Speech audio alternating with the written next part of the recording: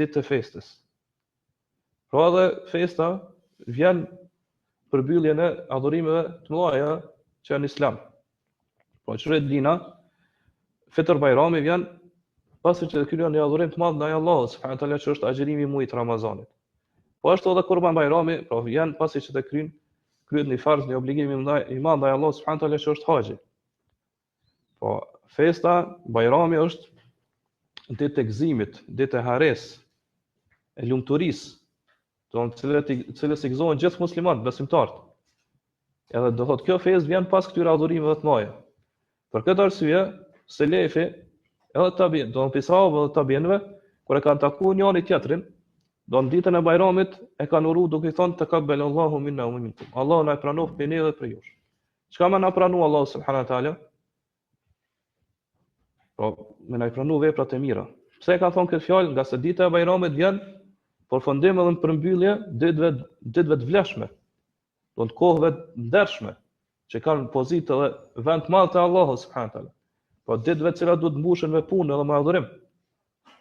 Po dita e Fitr Bajramit vjen pasi që e përmbyllën muslimanët në vepër të mëdha, e që është agjërimi i muajit Ramazanit, do të gjatë ditës janë agjërueshëm, gjatë natës, do thotë falin namaz natës për hir të Allahut subhanahu wa taala.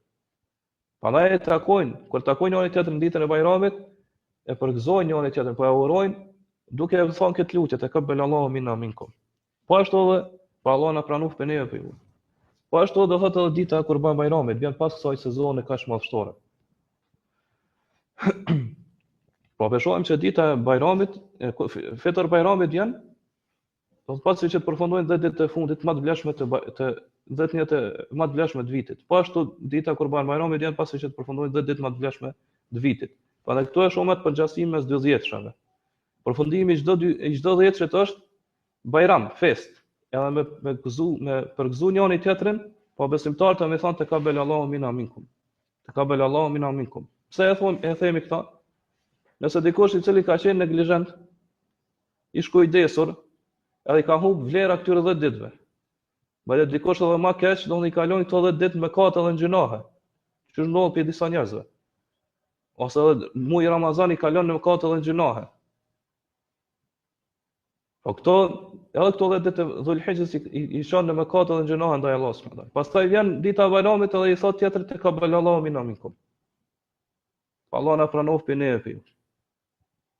Ky njeri do thotë më mirë për ta do të ishte mi ka fshu dhëmt do thotë me dhëmt e tij mi ka fshu gishtat pi dëshpërimit edhe neglizhencës që ka pas në këtë gjatë këtyre 10 ditëve. Se sa të lutet Allah na pranoft për ne për ju. Do çka u pranu për tina kur këto 10 ditë i ka kalu do thotë në shkujdesje, edhe në mëkat edhe në gjinohe ndaj Allahut subhanahu wa taala. Dhe pejgamberi sallallahu alaihi wasallam thotë رغب أنف رجل دخل عليه رمضان فانسلخ قبل أن يغفر له. U përshtrofa e njëri i cili hyn në Ramazani, muaj Ramazanit dhe kalon pa ju fal atina mëkat. Për këtë arsye, muslimani nëse dëshiron që në ditën e Bajramit mi uru tjertë, edhe tjertë mi uru këtina për muslimanëve, që Allah subhanahu wa taala mi pranu veprat, pi ti dhe pi tjerëve, ata le të përgatitet për këtë ditë. Po le të mundohet që këto 10 ditë të mbush me adhurime.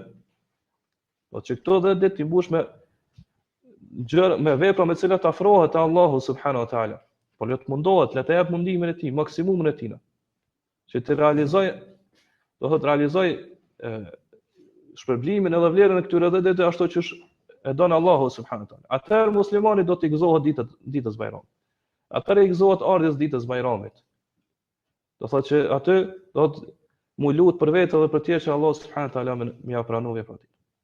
Mirë po ai i cili do thotë i ka kalu këto ditë gjinohen mëkate, edhe do thotë i zhytur në këto gjinohe larg adhurimeve dhe bindjeve ndaj Allahut subhanahu wa taala, atëherë pse ti gëzohet këtë ditës Bajramit? Për çka më gëzoj?